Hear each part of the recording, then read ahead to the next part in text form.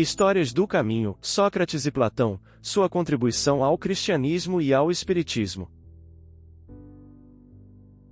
A Divina Trilogia. A ciência é luz.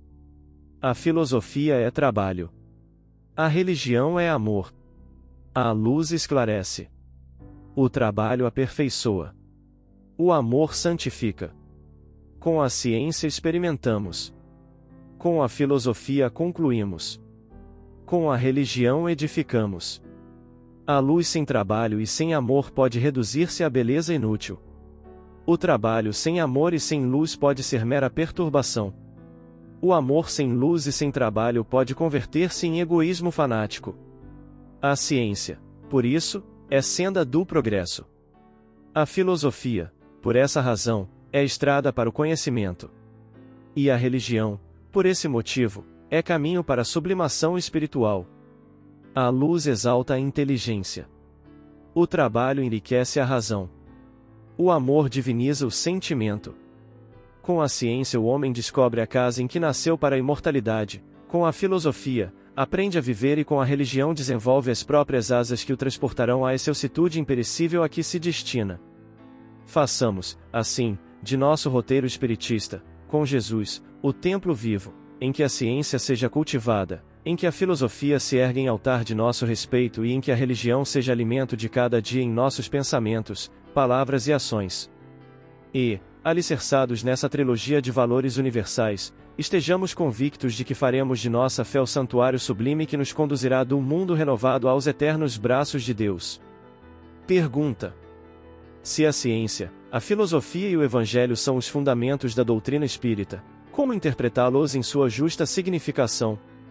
Resposta: em espiritismo, a ciência indaga, a filosofia conclui e o evangelho ilumina. Com a primeira, há movimento de opiniões, com a segunda, temos a variedade dos pontos de vista na matéria interpretativa e, com o terceiro, encontramos a renovação da alma para a eternidade. A primeira modifica-se, dia a dia. A segunda evolui e transforma o seu quadro de conceituação da vida. O terceiro, porém, é imperecível roteiro de elevação. A ciência e a filosofia são meios, o evangelho é o fim. No esforço científico e na perquisição filosófica, o homem pode gastar indefinido tempo à procura das causas profundas do destino e do ser. No evangelho, porém, o coração e o cérebro despertam para o caminho da própria sublimação. Dentro dele, não há lugar para elações provisórias. Resplandece a luz em todos os seus ângulos divinos, compelindo a criatura a humanizar-se, a angelizar-se e a santificar-se para a união com o Pai Supremo. Em síntese concentrada, reconhecemos que, se a ciência e a filosofia são fundamentos indiscutíveis de nossa doutrina consoladora, em torno delas, o espírito costuma vaguear longos séculos, ao redor de concepções puramente humanas, enquanto que, no Evangelho, encontra nossa alma a companhia do amigo celestial, com quem é possível alcançar o monte da iluminação para a vida infinita, sem escalas através das estações de prova desnecessária, com ruinosa perda de tempo e de energia na obra do Senhor. Quarta, Sócrates e Platão, precursores da ideia cristã e do espiritismo. Do fato de haver Jesus conhecido a seita dos essênios, for errôneo concluir-se que a sua doutrina auriu a ele na dessa seita e que, se houvera vivido noutro meio, teria professado outros princípios. As grandes ideias jamais irrompem de súbito. As que assentam sobre a verdade sempre têm precursores que lhes preparam parcialmente os caminhos. Depois, em chegando o tempo, envia Deus um homem com a missão de resumir, coordenar e completar os elementos esparsos, de reuni-los em corpo de doutrina. Desse modo, não surgindo bruscamente, a ideia, ao aparecer, encontra espíritos dispostos a aceitá-la. Tal o que se deu com a ideia cristã, que foi pressentida muitos séculos antes de Jesus e dos essênios, tendo por principais precursores Sócrates e Platão. Sócrates, como o Cristo, nada escreveu, ou, pelo menos, nenhum escrito deixou. Como o Cristo, teve a morte dos criminosos, vítima do fanatismo, por haver atacado as crenças que encontrara e colocado a virtude real acima da hipocrisia e do simulacro das formas, por haver, numa palavra, combatido os preconceitos religiosos. Do mesmo modo que Jesus, a quem os fariseus acusavam de estar corrompendo o povo com os ensinamentos que lhe ministrava, também ele foi acusado, pelos fariseus do seu tempo, visto que sempre os houve em todas as épocas, por proclamar o dogma da unidade de Deus, da imortalidade da alma e da vida futura. Assim como a doutrina de Jesus só a conhecemos pelo que escreveram seus discípulos, da de Sócrates só temos conhecimento pelos escritos de seu discípulo Platão. Julgamos conveniente resumir aqui os pontos de maior relevo, para mostrar a concordância deles com os princípios do cristianismo. Aos que considerarem esse paralelo uma profanação e pretendam que não pode haver paridade entre a doutrina de um pagão e a do Cristo, diremos que não era pagã a de Sócrates, pois que objetivava combater o paganismo, que a de Jesus, mais completa e mais depurada do que aquela, nada tem que perder com a comparação, que a grandeza da missão divina do Cristo não pode ser diminuída, que, ao demais, trata-se de um fato da história, que a ninguém será possível apagar. O homem é chegado a um ponto em que a luz emerge por si mesma de sob o alqueire. Ele se acha maduro bastante para encará-la de frente, tanto pior para os que não ousem abrir os olhos. Chegou o tempo de se considerarem as coisas de modo amplo e elevado, não mais do ponto de vista mesquinho e acanhado dos interesses de seitas e de castas. Além disso, estas citações provarão que, se Sócrates e Platão pressentiram a ideia cristã, em seus escritos também se nos deparam os princípios fundamentais do Espiritismo. Resumo da doutrina de Sócrates e de Platão. 1. O homem é uma alma encarnada. Antes da sua encarnação, existia unida aos tipos primordiais das ideias do verdadeiro, do bem e do belo, separa-se deles, encarnando, e, recordando o seu passado, é mais ou menos atormentada pelo desejo de voltar a ele. Não se pode enunciar mais claramente a distinção e independência entre o princípio inteligente e o princípio material. Além disso, a doutrina da preexistência da alma, da vaga intuição que ela guarda de um outro mundo, a que aspira, da sua sobrevivência ao corpo, da sua saída do mundo espiritual, para encarnar, e da sua volta a esse mesmo mundo, após a morte. Finalmente, o germen da doutrina dos anjos decaídos. 2. A alma se transvia e perturba, quando se serve do corpo para considerar qualquer objeto, tem vertigem, como se estivesse ébria, porque se prende a coisas que estão, por sua natureza, sujeitas a mudanças, ao passo que, quando contempla a sua própria essência, dirige-se para o que é puro, eterno, imortal, e, sendo ela dessa natureza, permanece aí ligada, por tanto tempo quanto possa. Cessam então os seus transviamentos, pois que está unida ao que é imutável e a esse estado da alma é que se chama sabedoria. Assim, ilude a si mesmo o homem que considera as coisas de modo terra a terra, do ponto de vista material.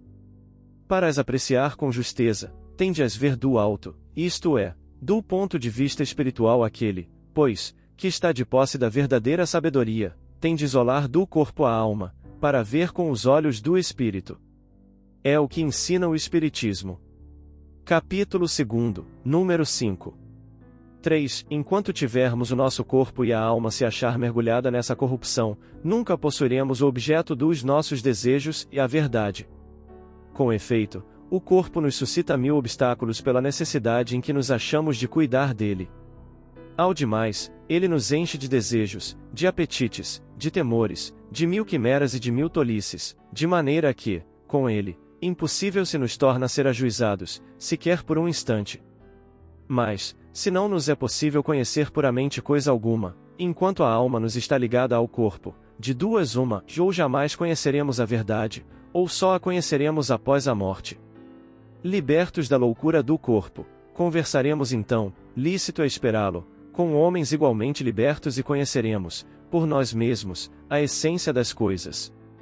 Essa razão por que os verdadeiros filósofos se exercitam em morrer e a morte não se lhes afigura, de modo nenhum, temível.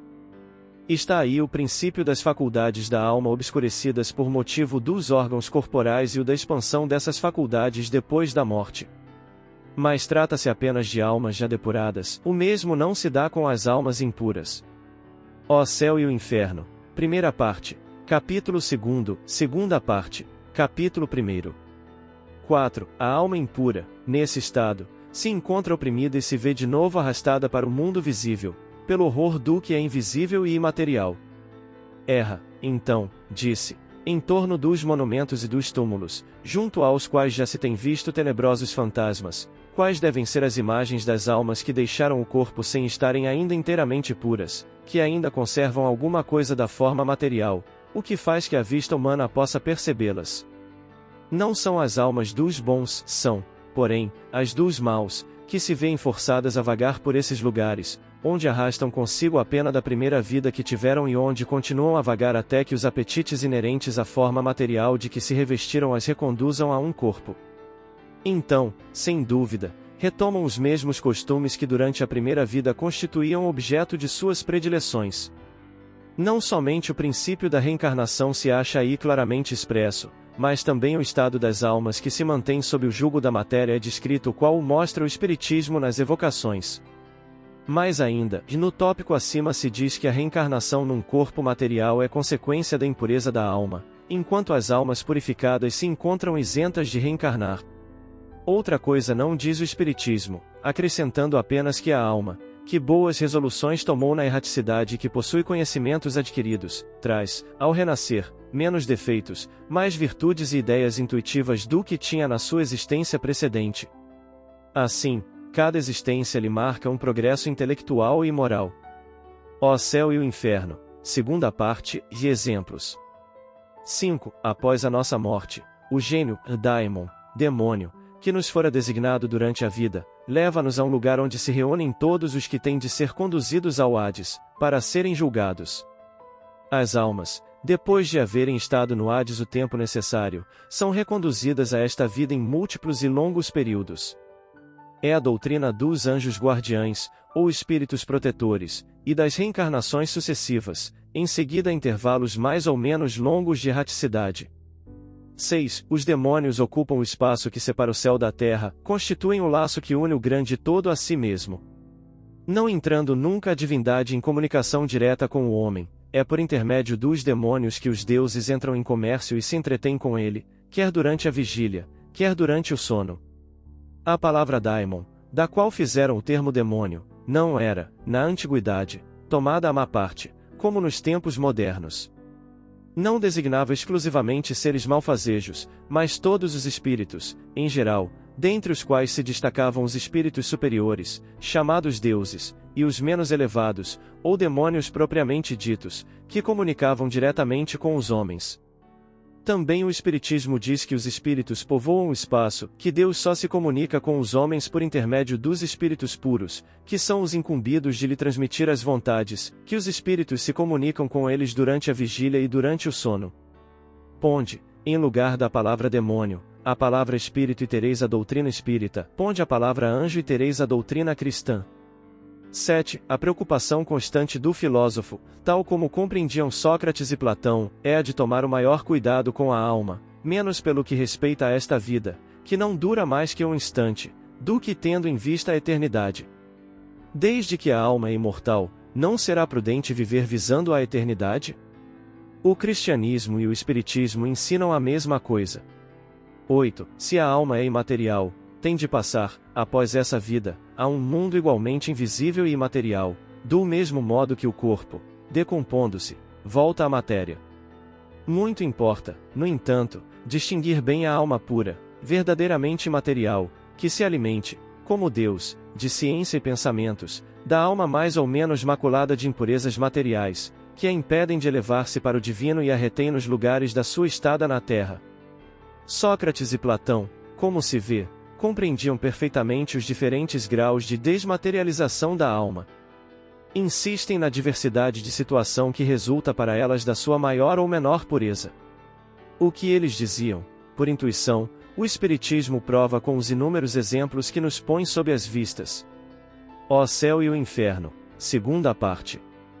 9. Se a morte fosse a dissolução completa do homem, muito ganhariam com a morte os maus, pois se viriam livres, ao mesmo tempo, do corpo, da alma e dos vícios. Aquele que guarnecer a alma, não de ornatos estranhos, mas com os que lhe são próprios, só esse poderá aguardar tranquilamente a hora da sua partida para o outro mundo. Equivale isso a dizer que o materialismo, com o proclamar para depois da morte o nada, anula toda a responsabilidade moral ulterior, sendo, conseguintemente, um incentivo para o mal, que o mal tem tudo a ganhar do nada. Somente o homem que se despojou dos vícios e se enriqueceu de virtudes, pode esperar com tranquilidade o despertar na outra vida. Por meio de exemplos, que todos os dias nos apresenta, o Espiritismo mostra quão penoso é, para o mal, o passar desta outra vida, a entrada na vida futura. Ó Céu e o Inferno, segunda parte, capítulo 1. 10. O corpo conserva bem impressos os vestígios dos cuidados de que foi objeto e dos acidentes que sofreu. Dá-se o mesmo com a alma. Quando despida do corpo, ela guarda, evidentes, os traços do seu caráter, de suas afeições e as marcas que lhe deixaram todos os atos de sua vida. Assim, a maior desgraça que pode acontecer ao homem é ir para o outro mundo com a alma carregada de crimes. Vês, Cállicles, que nem tu, nem Pólux, nem Górgias podereis provar que devamos levar outra vida que nos seja útil quando estejamos do outro lado. De tantas opiniões diversas, a única que permanece inabalável é a de que mais vale receber do que cometer uma injustiça e que, acima de tudo, devemos cuidar, não de parecer, mas de ser homem de bem. Colóquios de Sócrates com seus discípulos, na prisão.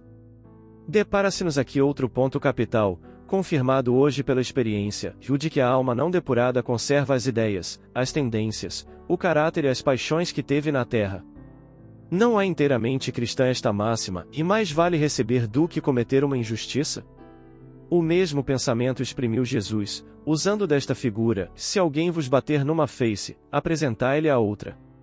Capítulo 12, nos 7 e 8. 11. De duas uma, ou a morte é uma destruição absoluta, ou é passagem da alma para outro lugar. Se tudo tem de extinguir-se, a morte será como uma dessas raras noites que passamos sem sonho e sem nenhuma consciência de nós mesmos.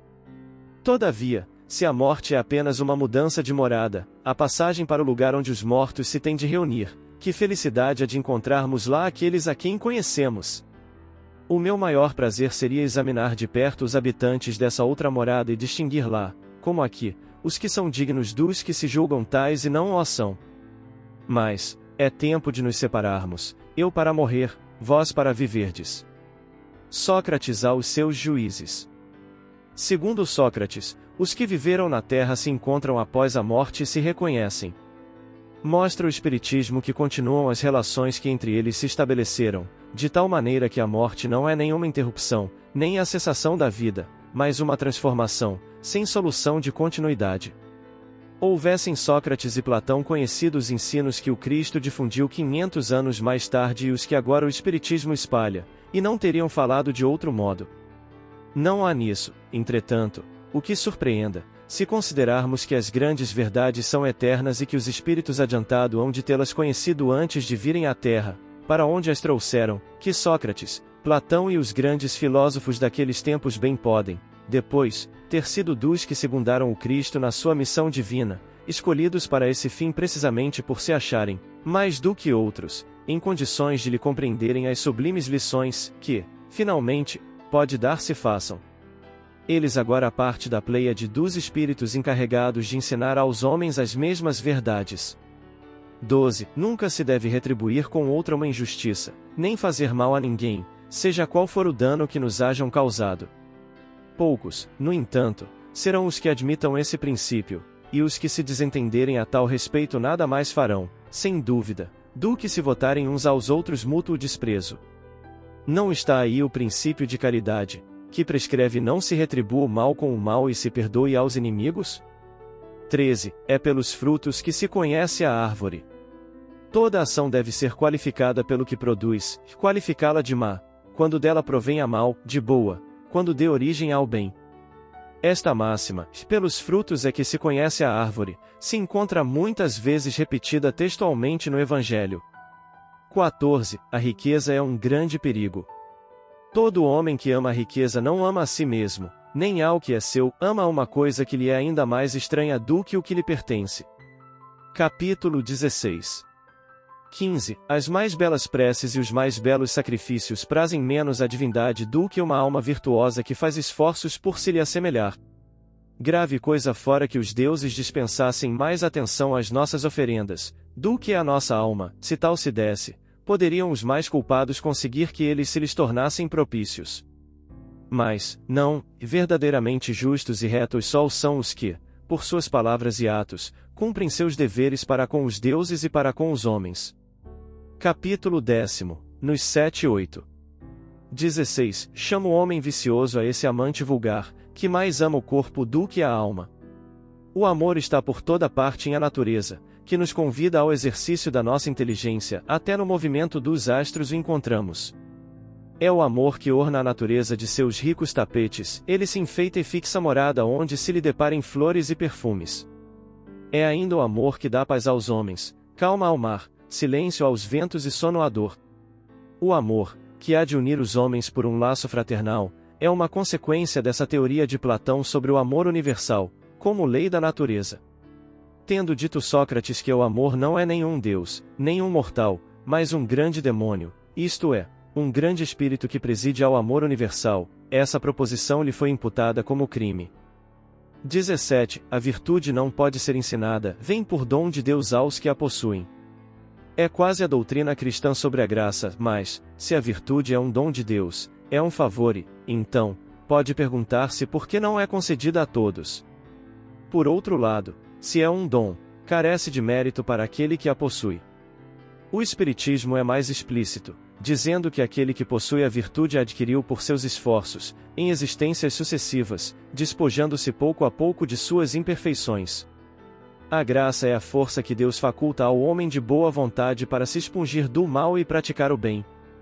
18. É disposição natural em todos nós a de nos apercebermos muito menos dos nossos defeitos, do que dos de outrem. Diz o Evangelho, e vedes a palha que está no olho do vosso próximo e não vedes a trave que está no vosso. Capítulo 10, nos 9 e 10. 19. Se os médicos são mal-sucedidos, tratando da maior parte das moléstias, é que tratam do corpo, sem tratarem da alma. Ora, não se achando o todo em bom estado, impossível é que uma parte dele passe bem. O Espiritismo fornece a chave das relações existentes entre a alma e o corpo e prova que um reage incessantemente sobre o outro. Abre, assim, nova senda para a ciência. Com o lhe mostrar a verdadeira causa de certas afecções, faculta-lhe os meios de as combater. Quando a ciência levar em conta a ação do elemento espiritual na economia, menos frequentes serão os seus maus êxitos. 20. Todos os homens, a partir da infância, muito mais fazem de mal do que de bem. Essa sentença de Sócrates fere a grave questão da predominância do mal na Terra, questão insolúvel sem o conhecimento da pluralidade dos mundos e da destinação do planeta terreno, habitado apenas por uma fração mínima da humanidade. Somente o Espiritismo resolve essa questão, que se encontra explanada aqui adiante, nos capítulos 2º, 3º e v. 21. Ajuizado serás, não supondo que sabes o que ignoras. Isso vai com vistas aos que criticam aquilo de que desconhecem até mesmo os primeiros termos. Ditados espontâneos, filosofia. Platão completa esse pensamento de Sócrates, dizendo: tentemos, primeiro, torná-los, se for possível, mais honestos nas palavras, se não o forem, não nos preocupemos com eles e não procuremos senão a verdade. Cuidemos de instruir-nos, mas não nos injuriemos. É assim que devem proceder os espíritas com relação aos seus contraditores de boa ou má fé. Revivesse hoje Platão e acharia as coisas quase como no seu tempo e poderia usar da mesma linguagem. Também Sócrates toparia criaturas que zombariam da sua crença nos espíritos e que o qualificariam de louco, assim como ao seu discípulo Platão. Foi por haver professado esses princípios que Sócrates se viu ridiculizado, depois acusado de impiedade e condenado a beber cicuta. Tão certo é que, levantando contra si os interesses e os preconceitos que elas ferem, as grandes verdades novas não se podem firmar sem luta e sem fazer mártires. Escrevei isto, o homem. Que é ele? De onde veio? Aonde vai? Deus? A natureza? A criação? O mundo? Sua eternidade no passado e no futuro? Limite da natureza? Relações do ser infinito com o ser particular? Passagem do infinito ao finito? Perguntas que devia fazer o homem, criança ainda, quando viu pela primeira vez, com sua razão, acima da cabeça, a marcha misteriosa dos astros, sob seus pés a terra, alternativamente revestida com roupas de festa, sob o tépido sopro da primavera, ou coberta de um manto de luto, debaixo do sopro gelado do inverno, quando ele próprio, pensando, sentindo, se viu por um instante lançado nesse imenso turbilhão vital entre o ontem, dia de seu nascimento, e o amanhã, dia de sua morte. Perguntas que se fizeram todos os povos, em todas as idades e em todas as suas escolas e que, entretanto, não deixaram de ficar como enigmas para as gerações seguintes. São, contudo, questões dignas de cativar o espírito investigador do vosso século e o gênio do vosso país. Se, pois, houvesse entre vós um homem, 10 homens, com a consciência da alta importância de uma missão apostólica e vontade de deixar um traço de sua passagem por aqui, para servir de ponto de referência à posteridade, eu lhes diria, que durante muito tempo transigistes com os erros e preconceitos da vossa época, para vós, a fase das manifestações materiais e físicas é passada, aquilo a que chamais de evocações experimentais já não vos pode ensinar grandes coisas, porque, na maioria dos casos, apenas a curiosidade está em jogo. Mas a era filosófica da doutrina se aproxima.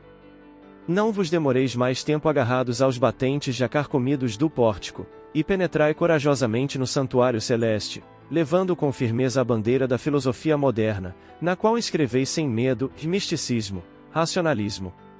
Fazei ecletismo no ecletismo moderno, fazei-o como os antigos, apoiando-vos na tradição histórica, mística e legendária, sempre, porém, com o cuidado de não sair da revelação, facho que nos faltou a todos, recorrendo às luzes dos espíritos superiores, votados missionariamente à marcha do espírito humano. Esses espíritos, por mais elevados que sejam, não sabem tudo. Só Deus o sabe. Além disso, de tudo quanto sabem, nem tudo podem revelar. Onde ficaria, então, o livre-arbítrio do homem, sua responsabilidade, o mérito e o demérito? E, como sanção, o castigo e a recompensa? Contudo, posso balizar o caminho que vos mostro, com alguns princípios fundamentais. Portanto, escutai isto.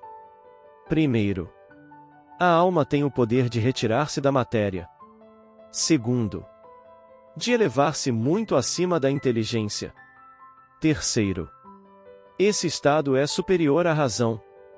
Quarto, ele pode colocar o homem em relação com aquilo que escapa às suas faculdades. Quinto, o homem pode provocá-lo pela prece a Deus, por um esforço constante da vontade, reduzindo a alma, por assim dizer, ao estado de pura essência, privada da atividade sensível e exterior pela abstração, numa palavra, de tudo o que há de diverso, de múltiplo, de indeciso, de turbilhonamento, de exterioridade na alma. Sexto, existe no eu concreto e complexo do homem uma força completamente ignorada até hoje. Procurai-a, portanto. Moisés, Platão, depois Juliano. Moisés, o mensageiro da primeira revelação monoteísta.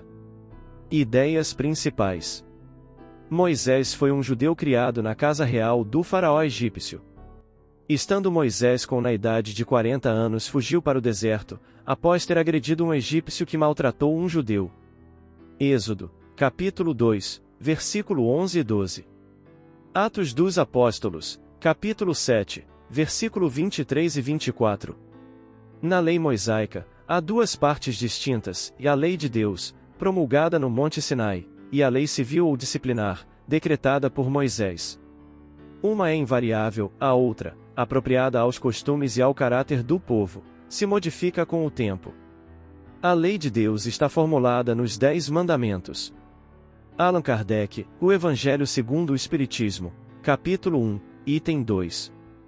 Moisés foi inspirado a reunir todos os elementos úteis à sua grandiosa missão, vulgarizando o monoteísmo e estabelecendo o decálogo, sob a inspiração divina. Emanuel e Emanuel, capítulo 2. Subsídios. Informações históricas. A Bíblia nos relata que Abraão teve 2 filhos, Isaque, nascido de sua esposa Sara, e Ismael, de sua escrava egípcia, Agar. Gênesis, capítulo 21, versículos 1 e 21. Isaque, considerado legítimo herdeiro, casou-se com Rebeca, Gênesis 24, e teve 2 filhos, Esaú e Jacob. Este, cuja progenitura ganhou do irmão em troca de um prato de lentilhas, casou-se com Raquel, com quem teve 2 filhos, José e Benjamim. No entanto, Jacob teve mais 10 filhos, 5 de Lia, irmã de Raquel, e 5 de escravas. Gênesis, capítulo 35, versículos 23 a 26. Os hebreus, descendentes de Jacob, chamavam a si próprios de filhos de Israel ou israelitas, e formaram as 12 tribos de Israel. Os irmãos de José venderam-no como escravo ao faraó egípcio, mas, em razão de sua sabedoria e influência, tornou-se vice-rei do Egito. Gênesis, capítulo 37, versículos 1 a 36. Devido à fome reinante em Canaã, os judeus foram viver no Egito, inclusive os irmãos de José. Gênesis, 42 a 50, por influência deste, os judeus se tornaram numerosos no Egito. No entanto, ocorrendo substituição no trono egípcio, o novo faraó, temendo que os filhos de Israel se tornassem demasiadamente poderosos, como vinha acontecendo, tornou-se escravos. Atos dos Apóstolos, capítulo 7, versículos 11 a 18. O povo hebreu esteve cativo no Egito por cerca de 400 anos, oprimido por penosos trabalhos de construção e de cultivo de cereais. Mais tarde, o faraó determinou que se lançassem ao Nilo todos os meninos hebreus, recém-nascidos, para que não se mantivesse a progenitura racial judaica.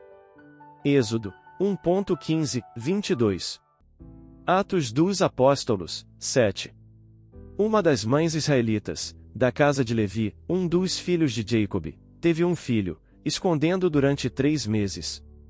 Porém, não podendo conservá-lo oculto por mais tempo, tomou um cesto de junco betumado com resina e pez, meteu dentro o menino e deixou o cesto boiar entre os canaviais, à margem do rio Nilo.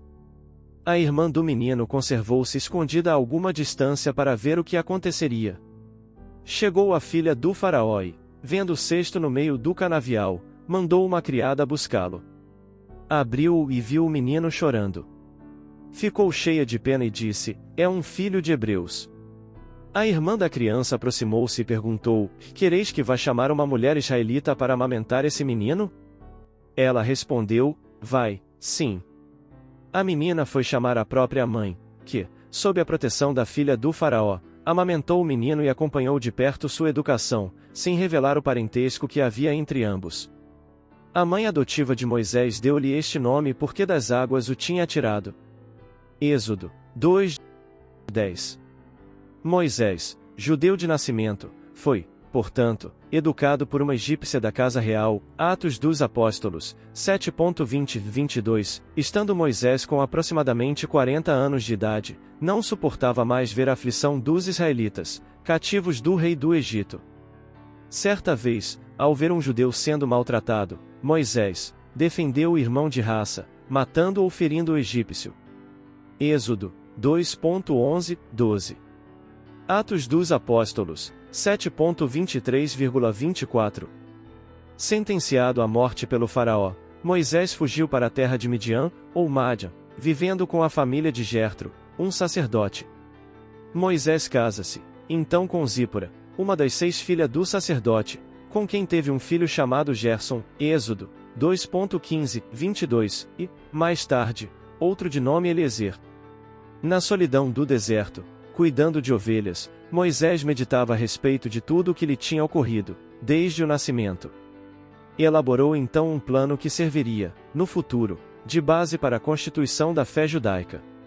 O sofrimento e a solidão do deserto fizeram Moisés entender que os deuses egípcios jamais ajudariam os hebreus, cujas práticas devocionais eram muito simples, se comparadas com os rituais egípcios. Percebeu, assim, que todos os descendentes de Jacó adoravam ídolos caseiros, os terafins tribais, e os obscuros deuses da natureza, os Elohims. Moisés concluiu, por inspiração, que, na verdade, existia apenas um único e poderoso Deus, capaz de agir sobre os demais e sobre todas as coisas, tal como um século antes afirmara o faraó Amenhotep IV, que pregava a existência de um único Deus, a divindade solar Aten-Daton. 4. Êxodo, capítulos 3 e 4. 2. Moisés, o mensageiro da primeira revelação divina. Certo dia, andando pelo deserto com suas ovelhas, perto do Monte Sinai, pertencente à cadeia montanhosa do Horeb, Moisés viu um anjo, que surgiu numa chama de fogo, dentro de uma sarça. Reparou que o fogo ardia, mas a sarça não se consumia. Então, o anjo disse: Moisés, Moisés! Eu sou o Deus de teu pai, o Deus de Abraão, o Deus de Isaque, e o Deus de Jacob. Certamente vi a aflição do meu povo, que está no Egito, e ouvi o seu clamor. Conheço-lhe o sofrimento. Vem, agora, e eu te enviarei a Faraó, para que tires o meu povo, os filhos de Israel, do Egito. Então disse Moisés a Deus: Quem sou eu para ir a Faraó e tirar do Egito os filhos de Israel? Deus lhe respondeu: Eu serei contigo, e este será o sinal de que eu te enviei, e depois de haver tirado o povo do Egito, servireis a Deus neste monte. Êxodo. Conta a tradição judaica que, a partir daquele instante, Deus concedeu poderes a Moisés, permitindo, com o auxílio de seu irmão Arão, o resgate dos judeus das terras egípcias. A retirada dos judeus ocorreu após árduas lutas, entremeadas com as manifestações da prodigiosa mediunidade de Moisés, que culminaram no surgimento das 10 pragas, a saber, que transformação das águas dos reservatórios naturais e dos utensílios em sangue, invasão de rãs, disseminação de piolhos, invasão de enxames de moscas, peste nos animais, úlceras e tumores nos homens e animais, chuva de pedras, invasão de gafanhotos, surgimento das trevas, transformando o dia em noite, condenação à morte de todos os filhos primogênitos dos egípcios, inclusive o filho de Faraó. Êxodo 4:14. Ao sair do Egito, transportando uma multidão de judeus, os exércitos de Faraó fazem a última tentativa de mantê-los prisioneiros, mas Moisés consegue, pela sua mediunidade, o prodígio de abrir caminho nas águas do Mar Vermelho. Êxodo. Contam, ainda, as tradições do judaísmo que Moisés conduziu os israelitas pelo deserto, durante 40 anos, antes de localizarem a Canaã, a terra prometida por Deus a Abraão. Êxodo, capítulo 17-40. A vida dos judeus no deserto foi dura, repleta de grandes e pequenos obstáculos, antes de se organizarem como nação e de se unirem em torno de uma única religião, fundada com o recebimento do Decálogo ou 10 Mandamentos, no Monte Sinai. Êxodo. Consta que, para suprir a fome de milhares de judeus, cerca de 600 mil, Deus teria concedido o maná, alimento que caía do céu em forma de chuva. Êxodo 16:4-5. Estando Moisés com o povo num lugar sem água, viu-se em extrema dificuldade, já que as pessoas ameaçavam apedrejá-lo. Ele, então, recorre a Deus no sentido de solucionar o problema. O Senhor orienta Moisés a ir até a pedra de Horebe e feri-la com a mesma vara com a qual ele tocará o rio. Moisés segue as orientações dadas pelo Senhor, e a água surge para saciar a sede do povo. Êxodo 15:23-27. Capítulo 17. No terceiro mês após a saída do Egito, diz a tradição, que os israelitas chegaram ao pé do Sinai, armaram suas tendas e Moisés subiu até o cimo, onde o Senhor lhe disse: E manda que lavem as vestes e estejam prontos para o terceiro dia. Nesse dia, quando soar a trombeta, que todos se aproximem do monte. Moisés obedeceu ao Senhor e, na madrugada do terceiro dia, houve trovões e relâmpagos, e uma espessa nuvem envolveu o Sinai. Ouviu-se o som estridente de trombetas. Todos se atemorizaram. Êxodo, capítulo 19. Moisés levou os israelitas para junto da montanha, e o Senhor promulgou, então, o Decálogo, pelas mãos de Moisés, em 2 tábuas de pedra. Êxodo 20 de janeiro de 21, Deuteronômio 5:6-21. Na lei mosaica há 2 partes distintas, e a lei de Deus, promulgada no Monte Sinai, e a lei civil ou disciplinar, decretada por Moisés. Uma é invariável, a outra, apropriada aos costumes e ao caráter do povo, se modifica com o tempo. A lei de Deus está formulada nos 10 mandamentos seguintes.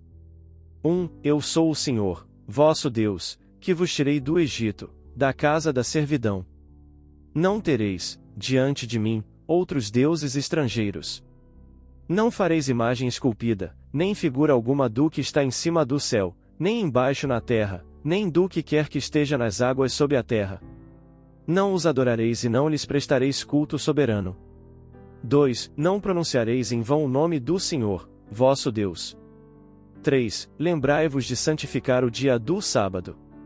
4. Orai a vosso pai e a vossa mãe, a fim de viverdes longo tempo na terra que o Senhor vosso Deus vos dará. 5. Não mateis.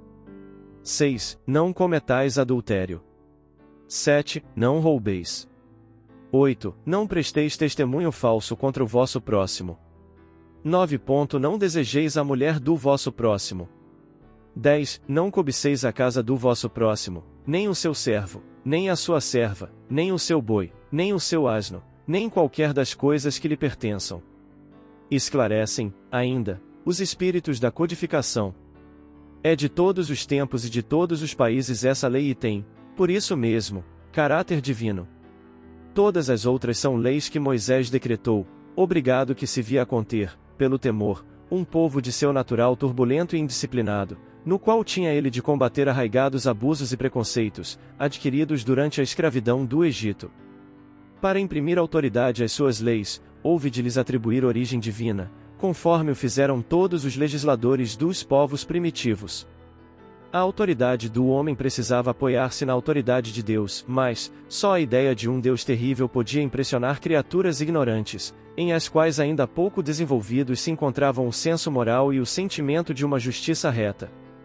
Com o Decálogo inicia-se verdadeiramente a religião judaica, organizada por Moisés, ficando estabelecidas as bases da teocracia do judaísmo.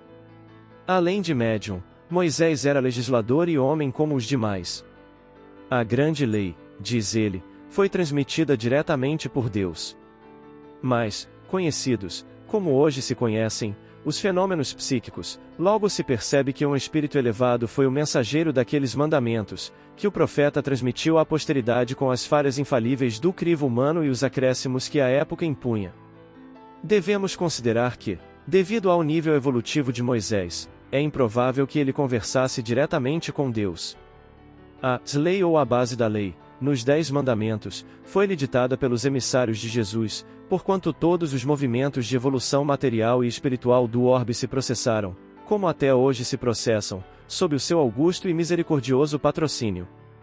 É importante destacar também o seguinte: as seitas religiosas, de todos os tempos, pela influenciação dos seus sacerdotes, procuram modificar os textos sagrados. Todavia, apesar das alterações transitórias, os 10 mandamentos, transmitidos à terra por intermédio de Moisés, voltam sempre a ressurgir na sua pureza primitiva, como base de todo o direito no mundo, sustentáculo de todos os códigos da justiça terrestre. Moisés possuía uma mediunidade prodigiosa, desenvolvida na intimidade do templo egípcio. Todavia, o seu espírito ainda tinha muito que evoluir. Por esse motivo há discrepâncias entre o que ensinava, tendo como base o Decálogo, e o que exemplificava. A legislação de Moisés está cheia de lendas e de crueldades compatíveis com a época, mas, escoimada de todos os comentários fabulosos a seu respeito, a sua figura é, de fato, a de um homem extraordinário, revestido dos mais elevados poderes espirituais. Foi o primeiro a tornar acessíveis às massas populares os ensinamentos somente conseguidos à custa de longa e penosa iniciação, com a síntese luminosa de grandes verdades. A saída do Egito é comemorada como sendo a Páscoa judaica. É uma das tradições primitivas mais festejadas ainda hoje, mas sem o cerimonial e a concepção extremista do passado. A tradição passada às gerações futuras diz que essa festa foi, até a morte de Moisés, comandada por Míriam, irmã de Moisés, e se caracterizava por danças e cânticos alegres, animados pelos sons de tamborins. Moisés era possuidor de uma personalidade magnética, dominadora, hábil manipulador das massas e grande líder. Sabia incutir nas almas supersticiosas e ignorantes os temores animistas de um Deus vingador e zeloso. A sua prodigiosa mediunidade de efeitos físicos, associada à de outros auxiliares diretos, sobretudo a do seu irmão Arão, que tinha o dom da fala e do convencimento, foram fatores que contribuíram para organizar a nação e a religião judaicas. Contudo, Moisés era um produto do meio onde fora criado, em que o conhecimento espiritual era usado para obter domínio junto às mentes vacilantes. Outro costume herdado da sua educação egípcia está relacionado à infidelidade conjugal, incomum entre os judeus, mas difundida entre os não-hebreus.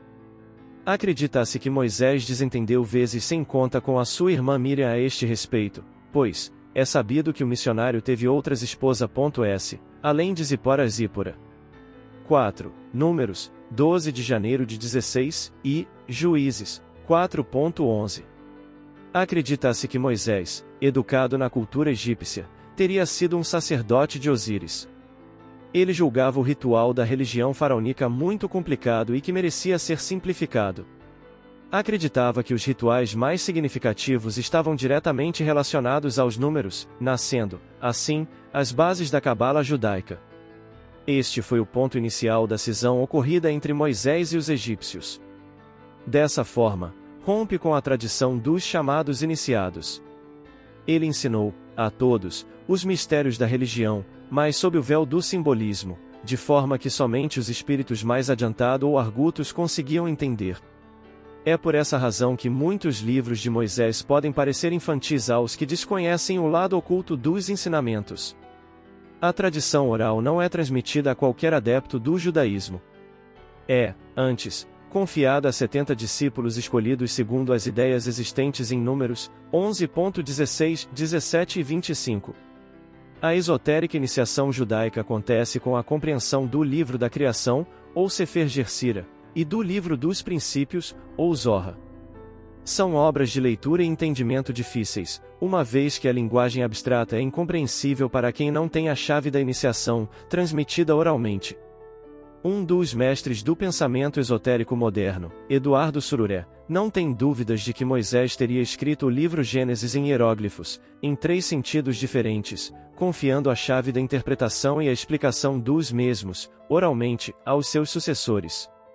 A chave e as explicações estariam relacionadas não apenas aos números, mas à sonoridade da pronúncia das palavras que, parece, induziriam a um estado de transe e ligação com espíritos.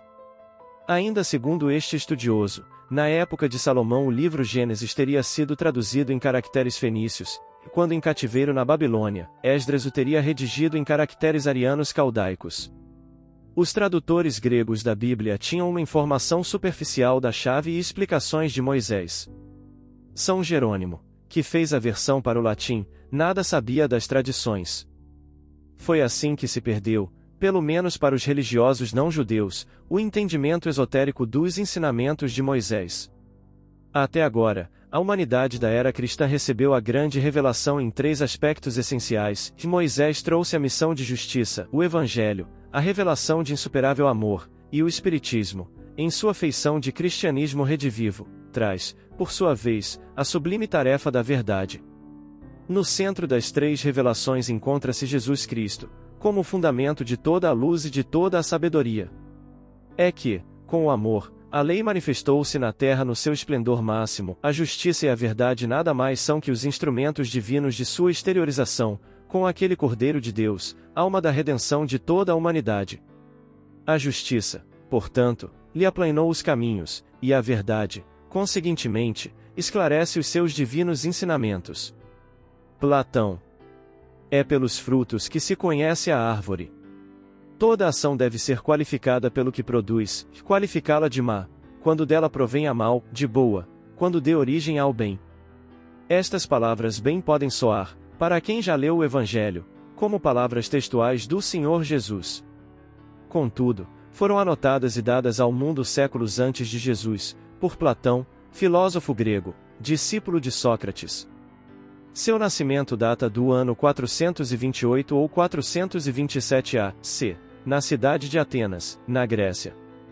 Pertencente à alta aristocracia, em torno dos seus 20 anos, conheceu e tornou-se amigo do filósofo Sócrates, a quem acompanhou até os seus últimos dias e de quem anotou os ensinos, graças ao que nos chegaram aos dias atuais.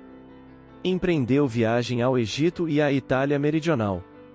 Na Sicília, frequentou a corte de um tirano de Siracusa de nome Dionísio. Desejando influir na política da cidade, terminou por se incompatibilizar com Dionísio, que o mandou vender como escravo, na ilha de Egina, que se achava em guerra com Atenas. Resgatado, retornou para sua cidade natal onde, Em torno dos seus 40 anos, fundou a academia, na qual ensinou até o final dos seus dias terrenos. Fácil de se entender porque ele e Sócrates são considerados precursores da ideia cristã e do espiritismo, bastando se leiam alguns dos seus escritos. A obra kardeciana O Evangelho segundo o Espiritismo apresenta pequenos trechos que se referem ao conceito dos dois filósofos gregos a respeito da alma, seu progresso, a reencarnação, o mundo espiritual e seus habitantes, bem assim a respeito das mais excelsas virtudes, exatamente traçando um paralelo entre aquelas ideias, as do Cristo e, por consequência, os princípios fundamentais do Espiritismo. Considerado um dos filósofos mais influentes de todos os tempos, pois que seu pensamento dominou a filosofia cristã antiga e medieval, seus escritos nos legaram o pensamento socrático, bem assim os relatos comoventes dos últimos dias de seu mestre. Criador pessoal ainda do diálogo filosófico, espécie de drama de ideias. Sua obra O Banquete é considerada uma das maiores da literatura antiga. Como poeta, seu estilo é o ponto mais alto da prosa grega e o demonstra nos seus poemas em prosa do mito da caverna, da Atlântida e de Eros. Escreveu ele, o amor está por toda parte em a natureza, que nos convida ao exercício da nossa inteligência, até no movimento dos astros o encontramos. É o amor que orna a natureza de seus ricos tapetes, ele se enfeita e fixa morada onde se lhe deparem flores e perfumes. É ainda o amor que dá paz aos homens, calma ao mar, silêncio aos ventos e sono à dor. As obras de Platão discorrem sobre a mentira, a natureza do homem, a piedade, o dever, o belo, a sabedoria, a justiça, a coragem, a amizade, a virtude. No livro 7º da República, ele apresenta o célebre mito da caverna, já acorrentados no interior de um cárcere subterrâneo e de costas voltadas para a entrada por onde penetra a luz, os que estão ali presos somente podem ver dos homens, dos animais e de tudo mais que se encontre no exterior da caverna, as sombras que se projetam no fundo dela. Um homem que consegue se libertar, ofusca-se com a luz do sol no exterior e descobre que tudo o que vira até então era irrealidade. Ali estava o mundo real. No entanto, se retornar ao interior e desejar transmitir aos demais, ainda prisioneiros, o que viu, sente que corre o risco de ser maltratado e até morto. Esta, segundo Platão, é exatamente a missão do filósofo. Tendo desencarnado, pleno de lucidez e força criadora, aos 80 anos de idade, da espiritualidade, unindo-se a tantos outros espíritos de envergadura intelecto-moral, Platão continua na sua missão, revelando as nuances do mundo espiritual, o mundo do sol ofuscante, o mundo real, verdadeiro. Seu nome é citado em Prolegômenos de O Livro dos Espíritos, assina um dos trechos da resposta à questão 1009 da mesma obra, onde, falando a respeito da inexistência das penas eternas, bem recorda as exortações de Sócrates, quando, ao seu tempo, apresentou a alma migrando através de múltiplas existências, em seguida a mais ou menos longos períodos de erraticidade. E conclui, humanidade. Não mergulhes mais os teus tristes olhares nas profundezas da terra, procurando aí os castigos. Chora, espera, espia e refugia-te na ideia de um Deus intrinsecamente bom, absolutamente poderoso, essencialmente justo. Sócrates. Seu nome em grego é Socrates. Sua cidade natal foi Atenas, no ano de 469 a.C., tendo nascido filho de um escultor, de nome Sofronisco e de uma parteira, Fenarete. Fisicamente, era considerado feio, com seu nariz achatado, olhos esbugalhados, uma calva enorme, rosto pequeno, estômago saliente e uma longa barba crespa. Casou-se com Xantippe e teve 3 filhos, mas dizem que trabalhava apenas o necessário para que a família não viesse a perecer de fome. Tendo sido proclamado pelo oráculo de Delfos como o mais sábio dos homens, Sócrates passou a se incumbir de converter os seus concidadãos à sabedoria e à virtude. Considerava-se protegido por um daimon, gênio, demônio, espírito, cuja voz, afirmava, desde a infância o aconselhava a se afastar do mal. Não tinha propriamente uma escola, mas um círculo de familiares, discípulos com os quais se encontrava, de preferência no ginásio do liceu. Em verdade, onde quer que se encontrasse, na casa de amigos, no ginásio, na praça pública, interrogava os seus interlocutores a respeito das coisas que, por hipótese, deveriam saber, fossem eles um adolescente, um escravo, um futuro político, um militar, uma cortesã ou sofistas. Dessa forma, conclui que eles não sabem o que julgam saber e, o que é mais grave, não sabem que não sabem. Por sua vez, ele, Sócrates, não sabe mais sabe que não sabe. Era considerado um homem corajoso e de muita resistência física. Todos se recordavam de como ele, sozinho, enfrentará a histeria coletiva que se seguirá à Batalha Naval de Arginusas, quando 10 generais foram condenados à morte por não terem salvo soldados que estavam a se afogar. Ele ensinava que a boa conduta era aquela controlada pelo espírito e que as virtudes consistiam na predominância da razão sobre os sentimentos. Introduziu a ideia de definir os termos, pois, antes de se começar a falar, era preciso saber sobre o que é que se estava falando. Para Sócrates, a virtude supõe o conhecimento racional do bem. Para fazer o bem, basta, portanto, conhecê-lo. Todos os homens procuram a felicidade, quer dizer, o bem, e o vício não passa de ignorância, pois ninguém pode fazer o mal voluntariamente. Foi denunciado como subversivo, por não acreditar nos deuses da cidade, e também corruptor da mocidade. Não se sabe exatamente o que os seus acusadores pretendiam dizer, mas o certo é que os moços o amavam e o seguiam. O convite a pensar por si mesmos atraía os jovens e talvez fosse isso que temessem pais e políticos.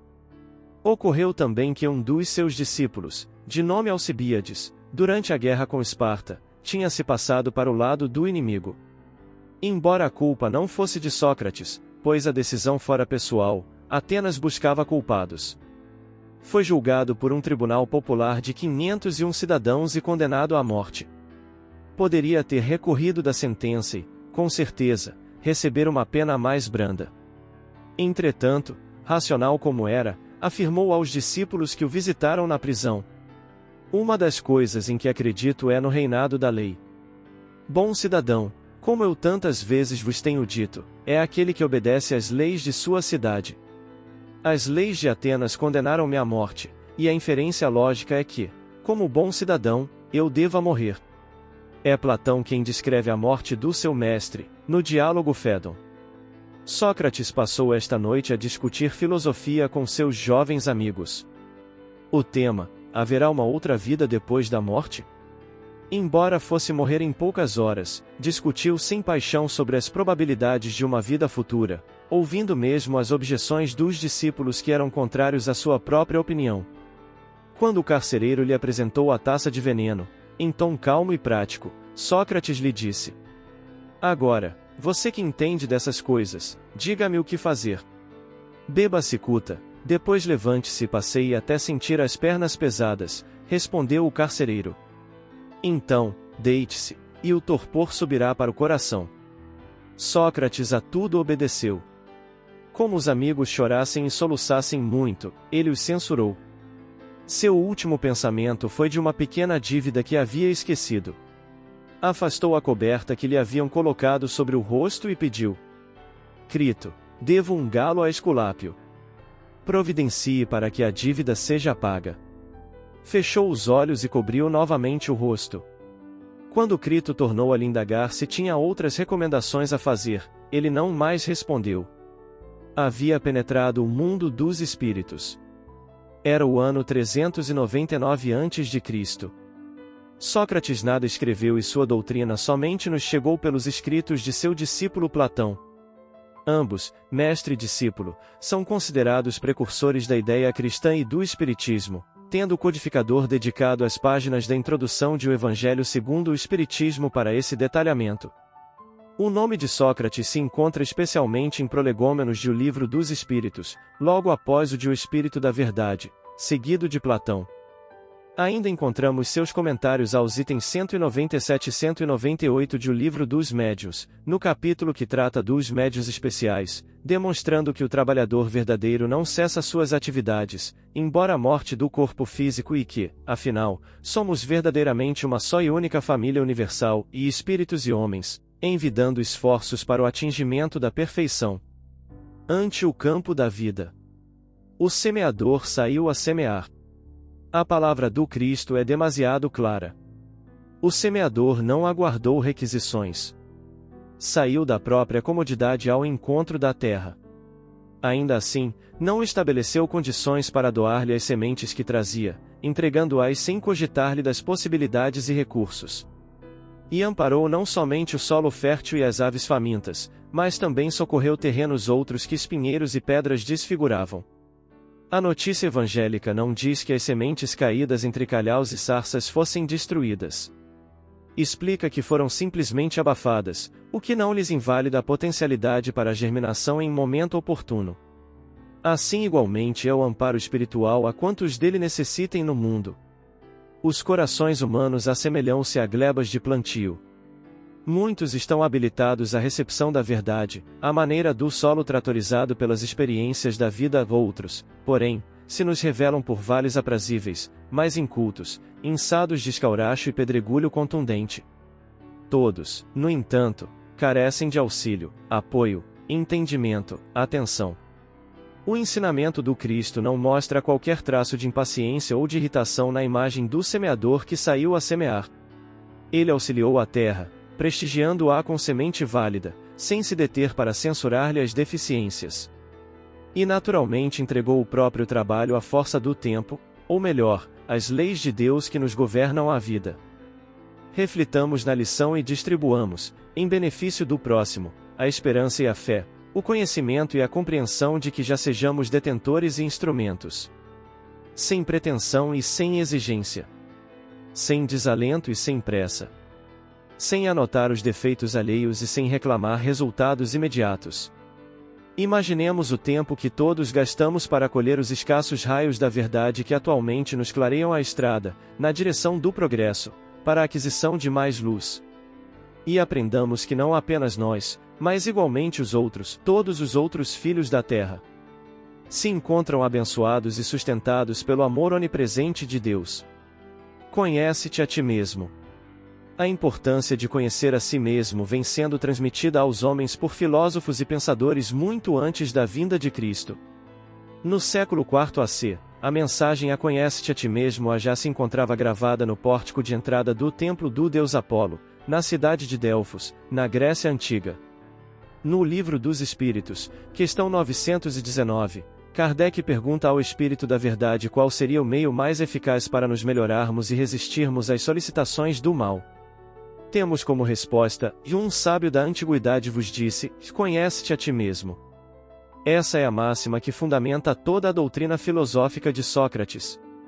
O pensador dizia que devemos procurar conhecer a nós mesmos antes de nos preocuparmos em conhecer a origem da natureza ou das coisas. Sócrates aconselhava os seus discípulos na busca do autoconhecimento para que pudessem vencer as trevas interiores.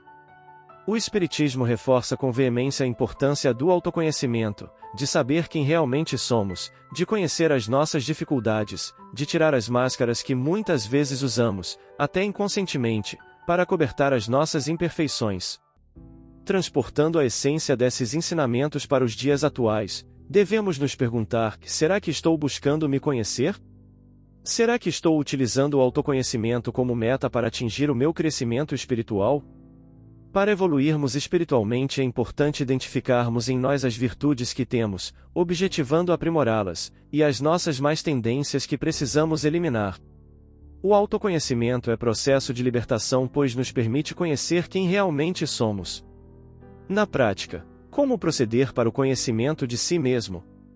Na questão 99ª de O Livro dos Espíritos, Kardec faz exatamente esse questionamento acima. A resposta é dada por Santo Agostinho, que sugere a prática que exercitava enquanto encarnado aqui na Terra. Ele nos diz que devemos refletir sobre as nossas atitudes diárias, nossas palavras, nossos sentimentos, nossas ações, sejam eles positivos ou negativos. Ele nos conta que, diariamente, ao fim do dia, interrogava a sua consciência e perguntava a si mesmo se não faltara com algum dever, se teria dado motivos para alguém dele se queixar. Ele afirma que assim agindo, foi descobrindo as mudanças interiores que necessitava realizar. Temos o livre-arbítrio para mudarmos quem somos. Rever as nossas atitudes diárias, questionar a razão de agirmos de determinadas maneiras, auxilia-nos a compreender melhor a nossa personalidade. Entender a nossa consciência, identificar nossos desejos, seus limites, perceber nossos erros, aceitá-los, repará-los de forma humilde, porém resiliente, são metas que podem ser alcançadas através da meditação, do questionamento interior, ou seja, de práticas que conduzem ao autoconhecimento. A partir do momento em que realmente sabemos quem somos e como reagimos, tornamo-nos capazes de lidar com sentimentos negativos sem que eles nos dominem. Conhecendo-nos, seremos capazes de, aos poucos, realizarmos a nossa reforma íntima, processo esse que consiste em olhar para si mesmo e mudar de dentro para fora, transformando pensamentos e ações. A busca pelo autoconhecimento tem que ser resultado da nossa vontade e não de mera intenção. É necessário querer. É preciso decidir olhar para dentro de si. Não há progresso possível sem a observação de nós mesmos. E esse não é um processo fácil.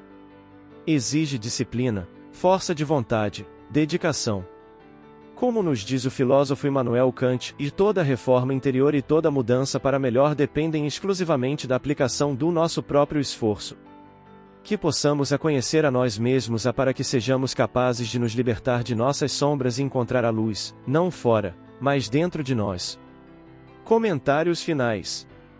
Entre os enviados de Jesus, muitos são aqueles abnegados espíritos que deixaram suas pegadas de luz por onde passaram e com o advento do Espírito de verdade foram convidados pelo Mestre amado a contribuírem com a terceira revelação, a doutrina dos Espíritos. Tantos são esses nobres espíritos que, se mencionássemos a todos aqui, seria uma lista de personagens inesquecíveis pelo seu valor moral e espiritual, ao ponto de, na inolvidável obra, Mecanismos da Mediunidade, o venerando apóstolo de amor da mediunidade Francisco Cândido Xavier mencionou a seu círculo mais próximo que neste livro os seus organizadores foram 12 sábios da antiguidade, entre eles Sócrates. Portanto, a terceira revelação é obra inestimável e um alicerce moral, filosófico e espiritual para a nossa humanidade em evolução. Vem Archote de luz, vem Jesus, viva Jesus! Nascer, morrer, renascer e ainda progredir sempre, tal é a lei. Base bibliográfica. Chico Xavier pede licença, autores diversos, Espírito Emmanuel, Médiuns Francisco Cândido Xavier e José Herculano Pires, capítulo 4, Ante o campo da vida. O Evangelho segundo o Espiritismo, Allan Kardec, Introdução, resumo da doutrina de Sócrates e de Platão. Revista Espírita 1860, abril, Ditados espontâneos, Filosofia. EAD, Estudo aprofundado da doutrina espírita, Religião à luz do Espiritismo, Tomo I Cristianismo e Espiritismo, Módulo I Antecedentes do Cristianismo, Roteiro 5.